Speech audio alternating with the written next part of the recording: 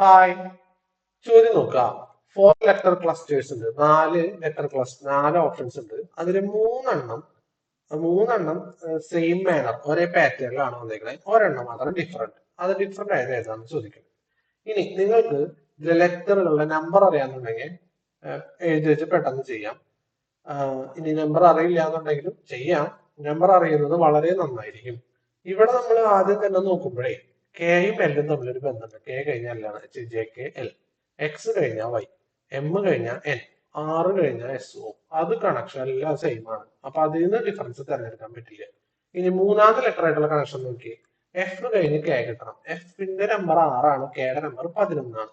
എഫും കെയും തമ്മിലുള്ള ഡിഫറൻസ് 5. ടിയും എക്സും തമ്മിലുള്ള ബന്ധം, ടി 20ആണ്, എക്സ് 24 ആണ്. അവർ തമ്മിൽ 4ആണ് ഡിഫറൻസ്. ഐയും എമ്മും തമ്മിലുള്ള ഡിഫറൻസ് എത്രയാണ്? ഐ 9ആണ്, എം 13ആണ്. ഡിഫറൻസ് 4. എന്നും 6 നോക്കി കഴിഞ്ഞാൽ 4 തന്നെ കിട്ടും. നോക്കേണ്ട കാര്യമില്ല. അപ്പൊ ഒരെണ്ണമാണ് ഡിഫറെന്റ് ആയിട്ടുള്ളത്. ഈ 5 ഡിഫറൻസ് വരുന്നത് എ, ഓപ്ഷൻ എ. ഈ നമ്പർ അറിഞ്ഞിരിക്കുക, ലെറ്ററുകളുടെ നമ്പർ അറിഞ്ഞിരിക്കുക വളരെ ഇമ്പോർട്ടന്റ് ആണ്.